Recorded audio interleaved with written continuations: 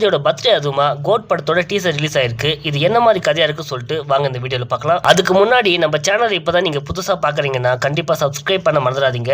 Greatest of all டைம்ல பாத்தீங்கன்னா time வந்து மென்ஷன் ஆயிருக்கு. கிரேட்டஸ்ட் ஆஃப் ஆல் டைம் என்ற வார்த்தையை மென்ஷன் பண்றதுக்காக டீசர்ல பாத்தீங்கன்னா அங்கங்க டைம் டைம் டைம் சொல்லிட்டு வார்த்தைகளே வச்சிருக்காங்க. It's time to now the announce சொல்லிட்டு டீசர்ல பாத்தீங்கன்னா டைம் என்ற வார்த்தையை அங்கங்க மென்ஷன் பண்ணிருக்காங்க.